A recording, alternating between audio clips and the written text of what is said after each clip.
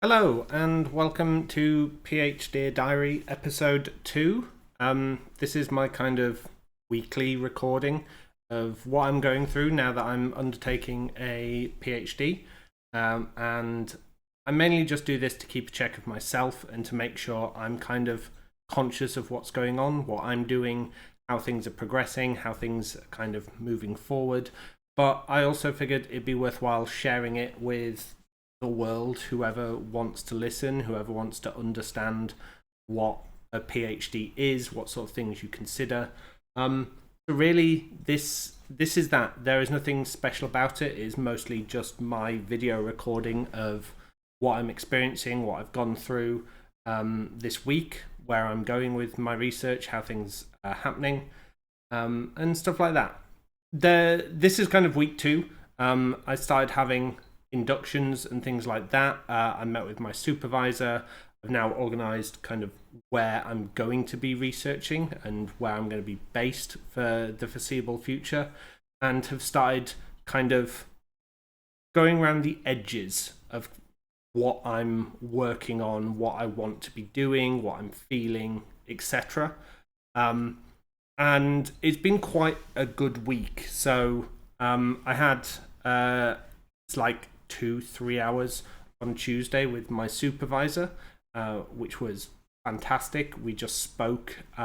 It like whilst it's always a kind of formal meeting, we're very informal with each other, so it's very comfortable, very easy to get through, very easy to manage. And it started giving me kind of food for thought about what I want my title to be, what I actually want to study. And he gave me some research papers to read. And I may end up doing reviews of some of these papers, but they really touched on some aspects that I think are really important and kind of areas that I want to consider. So my supervisor is a specialist in incivility, which is kind of low intensity, non-targeted kind of actions towards people. So I describe it as sort of like microaggressions, but it's not actually aggression related. But it's just, so it's things like swearing, things like that aren't necessarily intended to cause harm, that may do. And so he linked me various things that were connected to incivility norms within organizations. So this is like where incivility is a norm within the culture, what does that do to the individuals that work and coexist within the culture? What does it all mean? And that got me thinking about something very different. Now, obviously, incivility is a big part of organizations. It has demonstrable impact to not only the profit and loss of businesses, but to the well-being of the individuals that work within. So they have worse health outcomes if they live and work in civil climate. But it got me thinking about stress. And stress is like, it's almost accepted within business, and it is almost a norm. Now, it's not prescribed, so it's not intended within the rules. Like, you are not told you have to be this stressed or this kind of, you should experience this pressure. It's not written, but it is almost inferred. So the way I kind of thought about this with myself is like when I was working in an accounting firm, if you were on a kind of a quieter day, so say you'd finished a lot of what you needed to do, and you were very much kind of just winding down, taking some time to kind of recoup, you never really, and everyone else was stressed around you, you almost felt you needed to be stressed again, as if you were the kind of sore thumb, you were sticking out. And therefore you'd busy yourself, even though you didn't necessarily need to be busy. But equally, on the flip side, when you are overstressed and you are and it's clear that you are working harder than those around yourselves, you feel the reverse. You feel, oh, I should calm down. I should chill out. I should relax. And it got me thinking about whether stress norms exist within organizations. So is there a normal amount of stress that is expected? You should be this stressed, that sort of conversation. And any deviance from that could could kind of result in different outcomes for individuals. Now, I don't know the full details, like this is kind of new thinking about things, trying to figure things out, but that because of the link between stress and mental health outcomes, it's very interesting because if stress is accepted within the kind of climate of an organization, then mental health outcomes are accepted within the climate of the organization. And therefore, if we're not accepting of them or not doing various things connected with them, etc., then we're not kind of fulfilling our obligations to one another in the kind of social contract that comes within work. So that really got me interested in thinking, well, actually, what other norms exist within an organization? Now, I've never looked at norms, but suddenly it kind of, a lot of these things got borne out from it. So when I talked about the kind of the unwritten norms, I think the word is it's indicative. I don't know the terminology yet, but when you look at that, that's almost what I was considering when I was thinking about stigma in my master's. So stigma is attitude, behaviours, cognitions, all of that sort of thing. Well, affections, behaviours, cognitions, negatively towards an attribute. And I looked at both present, so this is what individuals think, feel, and act towards an attribute. Also, what they perceive is think, felt, and acted towards those attributes. And in my case, mental health, mental illness. And that very much is the sort of like, well, this is what is present, but this is what people believe is present. So they are perceiving a stigma norm within an organization. And if they're perceiving a stigma norm and there is a stress norm, then there's almost this kind of connection between them. And where I'm kind of going with this is, what I want to do is I want to look at the different organizations. And I talked about this last time. I talked about kind of looking at the kind of raw organizational subject variable. So this is things like size, shape, funding, industry. All these sorts of things are subject variables. So we can't control them in an experiment, but they exist and they may influence the outcomes. Then we also have the personal subject variables. So this is age, sex, personality type, etc. And again, all of these could mediate the responses. And it'd be very interesting to see how these kind of interplay with one another. But then what I'm thinking is, if I record those across a number of different kind of batteries of tests, but then I test different things. So first test, does a stress norm exist? So do people expect stress within their organization? And if so, how much? And where do they put themselves relative to it? So give them a line, this length, say, where do you believe the normal amount of stress is someone should experience within an organization? Oh, it's here, something like that. And see, I'm just realizing that this might actually be reversed, so I need to make sure I do it correctly. So they measure where they perceive the norm to be in the organisation. Then they also put where they are relative to that norm. Are they more stressed or less stressed than that norm? And maybe by how much? Just using a line as a metric, because it's not nothing. We're not specifically measuring the physiological impacts of stress at this point, although that could be an interesting kind of extension.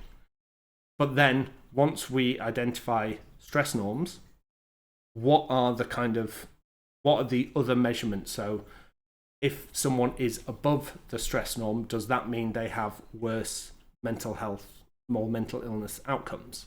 Are they reporting higher stress on a kind of a regular stress scale? And similarly, are they more or less stigmatic towards mental health? And what we can build up from that is, does a more stressed environment in work lead to better or worse kind of stress and mental health related outcomes for individuals? And then once you know that, then you can look into where are the most stressful parts of an organization? Where are the most so that this is going to key off where people have the lowest control of their time, or where they are the greatest distance from power, etc. And we can start looking at how all these things work together to build up a picture of, well, it's basically a heat map of stress within an organization and of organizations of different times. And as well as looking at stress norms, we could look at incivility norms. And these are just kind of two factors, but there will be other cultural factors that we can look at within organizations to see if certain cultural norms within an organizational culture / climate, how these influence people on an individual level. So where I talked about before just the organizational attributes, the subject variables, those are very much those aren't going to be tested. We are going to test the other elements, but gather that data regardless, because then we can build up a big map to kind of look at mediation factors across it. And that's kind of where I'm going with my thoughts right now. There's a lot of stuff I need to read. There's a lot of kind of additional considerations I need to do when looking at, I believe the term is normology within cultures. And I don't know how easy it's, I don't know whether any of this even exists, but it's something that came to my mind, and suddenly it feels like something that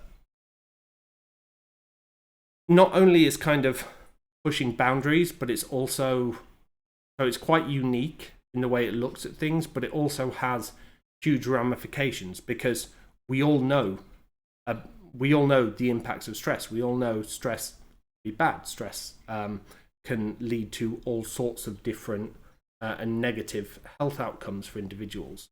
If we can work out a way to identify the stress norm within a department and within an organization, we can then look at how to support those departments, the people within the departments, the organizations, etc.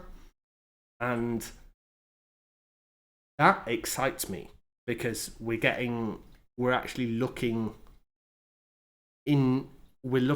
both in depth but also big picture stuff. So that's kind of where I'm going with my research right now. This is only week 2. I've had a lot of admin stuff to deal with. I've had there's kind of developing a training plan and stuff like that. I'm just wanting to kind of get into more research around normology and trying to figure out what it is. I just read one paper on it, and it caused me to have so many thoughts, and there's like another 100 papers I want to read on the back of that, which is good. That's kind of what I expect.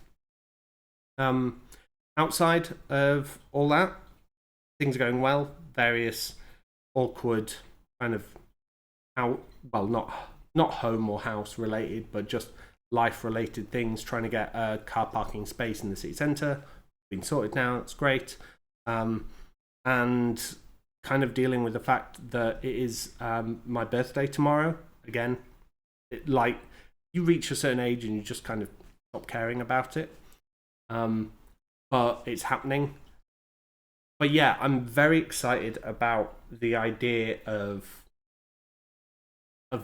almost developing a diagnostic tool for assessing how good, well, good's probably a wrong term, but how stressful an organisation is to work at, and then being able to kind of say, well, you are here on the scale, and this then allows you to kind of make decisions appropriately. And if certain parts of an organisation are more or less stressful, then resources can be allocated correctly. Now, I haven't started promoting these videos or promoting that I'm researching, but this is something that I would like to get out into organisations to see and to kind of work with them to develop this, because obviously if we can do all the development together, it becomes very interesting and very exciting for everyone. So that's just one way I'm kind of thinking about it. I will start doing that, but for now I'm just very much immersing myself in the literature, shall we say. It's going to be a lot of reading over the next probably 2-3 weeks, and then it's going to be developing. Then I have to, so within 1 month I have to complete my training form, which is fine. That's just filling in a load of details of kind of where I feel needs training. And then but then in 3 months I've got to complete what's called a confirmation of registration, which is where I put in my title of my thesis, and then kind of everything sort of works towards that. And that's why I want to spend a lot of time now reading around it, so that I can kind of develop that freshly and be like, right, this is what we're doing, and then just create all the tests, create all the work to start unraveling the kind of the unknown and turn it into something that is known. But yeah, I'm quite excited about it. There's a lot going on. This is obviously the exciting part, because this is very much the right, let's get going. But I hope to keep the enthusiasm throughout. So that's kind of where we are, like 2 weeks into everything. Still fresh, still like whenever I tell people about it, they're always like, oh, you're going into that sort of headfuck, are you? Like, yes. But I care about this and I'm passionate about it, so hopefully I keep that throughout. But anyway, that's my Dear Diary entry for this week, and I hope you've enjoyed listening, and I'll be back next week. So thank you very much, and see you all soon.